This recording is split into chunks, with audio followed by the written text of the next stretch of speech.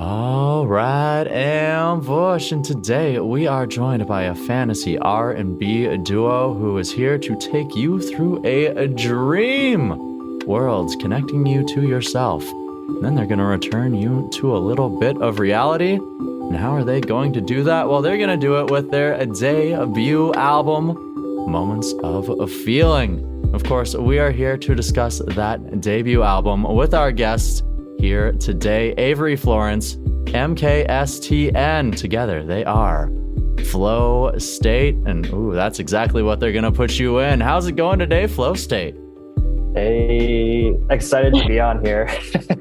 Yeah, definitely. Excited to finally be talking about the album with someone other than Mike. Yeah. Well, from what I can see, it's been in production in the works for a couple of years now. So I presume you've been talking about it with each other for a while now then. Yes. Yeah. Around, man, when did we even start this one? I would say like 4 years. Yeah, it's been like kind of, a span of 4 years. A span of 4 years. Wow. Okay. So then, of course, I have to ask exactly how did this journey begin then? So Mike and I met, we were both in this music college called the Harris Institute. And we really caught each other just like I was on my way out, like had finished the year program, and he was on his way in on his first day. And we just connected. And like we were like trying to get together. And then finally, when we did, like a few months after that, it was really special. And we're like, oh, we got to continue just collaborating. And I think for almost the first year, we were just kind of thinking of it as a collaboration sort of album or a few songs. And then I don't know how it changed, but it was just like, no, like we have to really like, let's just do this and turn our focus to this. Mm-hmm. Which I feel like it's like a lot in a name, because I think once we had our name, like Flõstate, I think it was easier for us to even envision like what it was, as opposed to like, Avery Florence and MKSTN. Right. It's it goes a little bit smoother than trying to say the "and" part, right? Yeah, definitely. It has a way better flow. Mm-hmm. So it started about 4 years ago then. The first single releases in 2020. So a little bit of time in between then and there. So did it take a little bit of time to do exactly like you said there, find the exact sound that you two wanted to release into the world? Yeah, I think the space between 2020 and now was mostly, of course, the pandemic. And so, outside of music, there was just like a lot of things going on. Yeah, but in terms of our sound, like a lot of these songs were made early, like very early, probably within that year, actually. Yeah, I guess our sound was sort of solidified before we even released that first single. The gap was mostly just life. So, of course, life slowed down, as most of us happen to know. We all lived through it. We all know what it was. So is that what opened up some time, or what exactly opened up for the right time for you guys to finally start releasing music then? I would say like, oh, sorry, go ahead. No, again, I think everything just stopped, right? Like we had planned all these things for 2020 and, creating the visuals and stuff like that. But as the pandemic happened, like things closed down, and we just had to sort of postpone things constantly. And I guess it's coming out now because all the ducks have finally aligned for us to make it happen. The world's finally beginning to open up. Hopefully, fingers crossed. Knock on wood. Yeah, it seems like we're over the hump. Yes, it seems that way. So, of course, over the past 2 years here, you guys have been releasing your singles. 2020 brought us Time, 2021, Homeground, Dream Dance, and of course, here in 2022, we're One More Day in Love is our most recent single here. So, of course, I'd love to dive into a few of these tracks off of this album. So let's kick it off right there with that one. So this latest single, what exactly does it mean to Flõstate? This is a loaded question, but I'll let Avery start. Okay.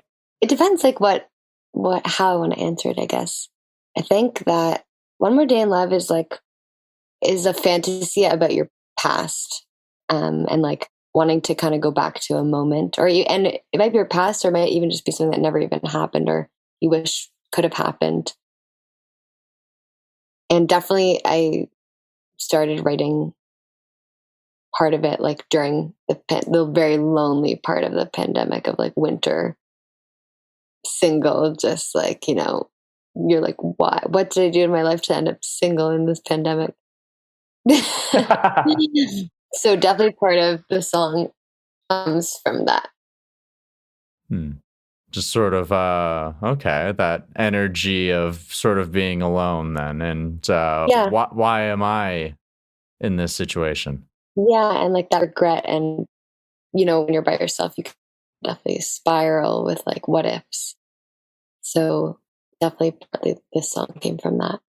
Yeah, it's a lot of it is like, I mean, with the production, it's like there's a lot going on, and it's kind of like this journey going from kind of introspective to kind of, I don't know, spooky in a way. And a lot of that had to do with just being isolated and not really having much contact, and just trying to like make order out of chaos. That's really what the song is about.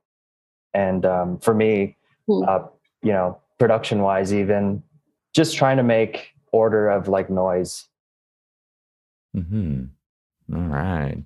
Okay. I like it. I like the energy. And of course, I love the vibe of the song. And I love how you use the word spooky in there, because watching the visualizer for this track too, you kind of get a little bit of a spooky vibe for it as well. So who helped you to create that aspect, the visual aspect of the track? Yeah, it was two friends of mine that directed it and produced it, Angus McMaster and Dewey. Two very talented people from Toronto. Dewey, just one name? Yeah. Dewey Nguyen. That's his full name. Them two, really, like we sort of approached them.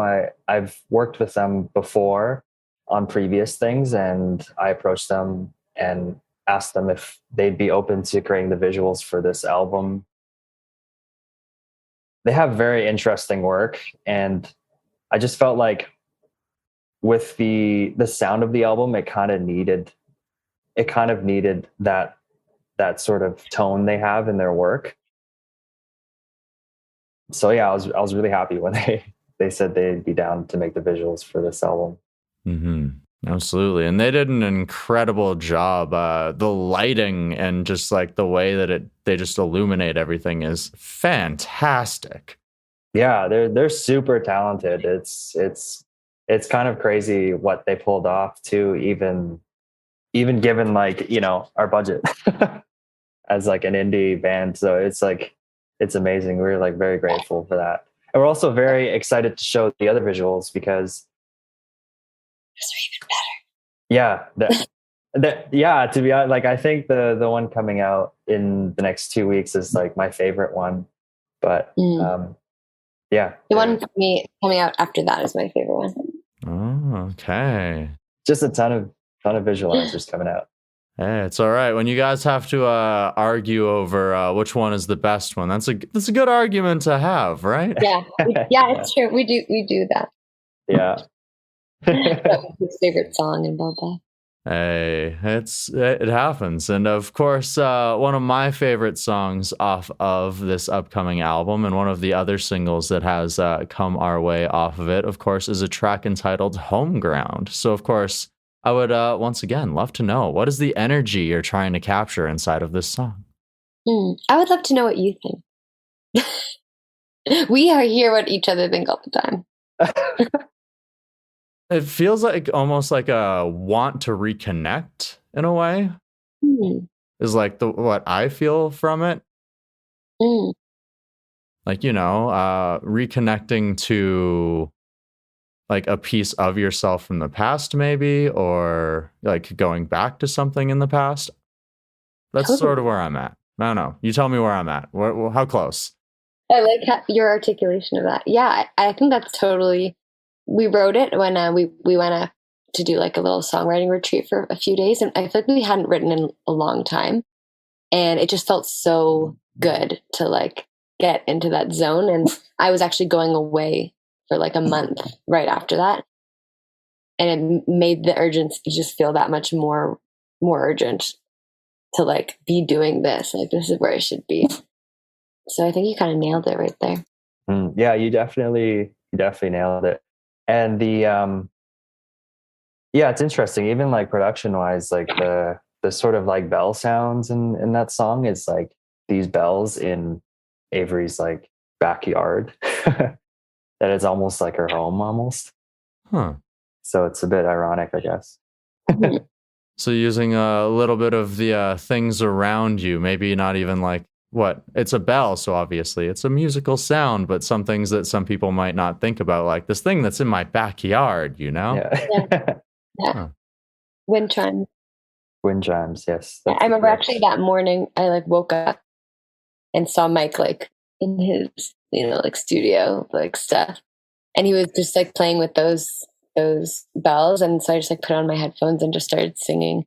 And like, it was so beautiful because in the morning, I feel like it's often when you're kind of the most fresh, like what, and true of like what you're really, where you're at. Mm-hmm. Absolutely. So yeah, for that. It's I find those are some of the best times to write, is either like really, really early in the morning or either like really, really late at night, you know? Definitely. Yeah, that's so true. That's so true. Yeah, my favorite time to write is like as soon as I have like my first sip of coffee and you just like you just let it happen. That's my favorite time. It's the day has started, the thoughts are starting to flow before anything else gets in the way and distracts me. Let's go. Yeah. Yeah, exactly. Oh, fantastic. I love it. And I've been loving all of the sounds of this album so far. And of course, we mentioned these two tracks are a part of a larger picture entitled Moments of Feeling. So of course, as we mentioned, it's taken about 4 years or so to get here. So now that we're finally reaching this point, what is it like to just exactly that? Know that this album is finally about to be out into the world. Excited. A relief. Yeah, excited, relief. Yeah, I think just relief, just because we've put so much like hard work into this, and I've learned so many things. It's been such a journey, and for it to like finally be out into the world it's a relief that like I'm really excited for. Yeah, and I'm just excited to like. Oh, sorry about that. No worries. Mike, you go.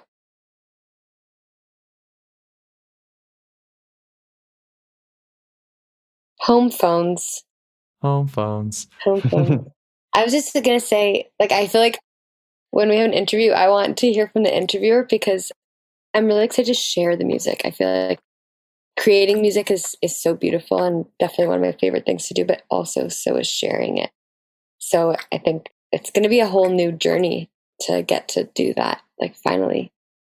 I don't really, and like, I see people listening to our music, but I'm like, who's listening to our music? Like, I really want to engage with people who are, because I would just love to hear what it feels like to them. Mm-hmm.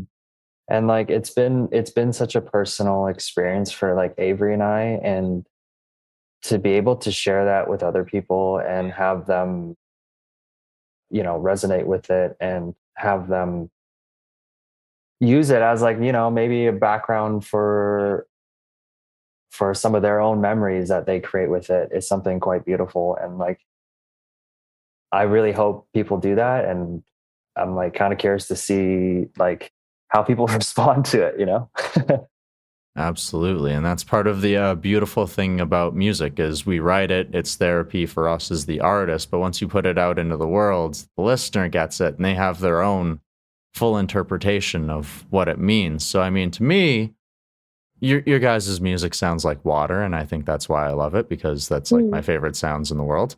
But what is the reception you've been getting from the fans? I found that a lot of people like home ground so far from the releases that's been out. But generally, yeah, a lot of people have been saying it's very chill and like meditative, almost like sleeping music, which I can see. And sometimes we put ourselves to sleep making this music. So Because you're working so hard, right? sometimes it's just like so zen, these sessions, that like we'll just like have a pad on for like an hour and just like yeah. Break out the sleeping bags. Break out the sleeping bags. I'll see you in an hour. I'm going to take a nap. Yeah. Everything's just so washed out. You're just like, close your eyes, might fall asleep. Who knows? Yeah. Wake back up. Are you done your vocal takes yet? No? Okay. I'll come back. Yeah. Exactly. Oh my goodness. And of course, like I've been saying, you guys have created some amazing sounds. The new album, Moments of Feeling, released by the time this interview is out. May 19th, out into the world. Listeners of this interview, you can go out and jam all of these tracks, the ones we've talked about, and so much more. If the listeners want to connect with Flõstate and share their opinions of the album, how do they do so? You can message us on Instagram. Yeah, we're pretty personal. I mean, like, just DM us. Yeah, no, we would actually love to hear. Yeah, or an email. Yeah.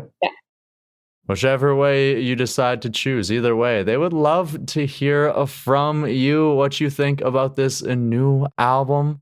Like I said, I think it sounds like water, and I think that is absolutely fantastic. I need to know, what does the future, where is the current going to carry Flõstate? It's a nice one. Shows, definitely shows. Yeah, we're really excited to perform live. Yeah, we're excited to play a lot of these songs out live. You know, like I mentioned earlier, it's been so intimate. It's just like Avery and I, and to be able to like play this in front of people, it's going to be a whole different journey. So yeah, we're looking forward to that, like towards the end of the year. And of course, we're always writing new music. So who knows? Little bonuses might be coming out. I don't know. Definitely. When you were just saying that, Mike, I was also picturing like when we're performing a backdrop of just like water. Yeah. Shout out. Yeah. A little fountain going inside of the venue. Yeah. We'll put a few frames of like this interview in there to sort of inception it. Yes, somehow inside the water, images of the interview. I don't know how, but somebody can pull this off, I'm sure. Yeah. Oh my goodness. Amazing. Fantastic. I hope to catch myself in one of those live shows down the road. And of course, now I would love to know, we've been talking about this 4-year period of crafting and creating and then finally releasing this new album. And what I would love to know now is, how has this time helped you as individuals to grow as human beings, or what has it taught you about yourselves? For me, wrapped up in 4 years. For me, it's been just being patient, you know, and just, mostly just being patient, and how things might not make sense in the moment, but it eventually does through just reflection and introspection. Yeah, I think mostly that, for sure. Just being patient. Yeah, I would definitely second that. And also like getting over the idea of what like success is or what something needs to look like. Like no matter what, like we're releasing this album, and no matter what, we're going to continue to make music. And, you know, as like, hopefully we will have, you know, some momentum. But at the same time, it's like, oh, we love doing this, and we're just going to keep doing it, even though like, you know, some things can get into the plan, or the plan can go sideways, but just enjoying the moments of feeling, you know. Hey, creating those memories, going with the flow, right? Yeah, exactly. Yeah, trying to. Perfect. I love it. And I hope that it, like I said, the current carries you to wonderful and beautiful places. And I cannot wait to see where it carries you. I thank you both so very much, MKSTN and Avery, for joining us here today. Thank you so much, Colton. Although I'm going to call Yeah. you Desert Tiger. Yeah, thank you so much. We really appreciate it.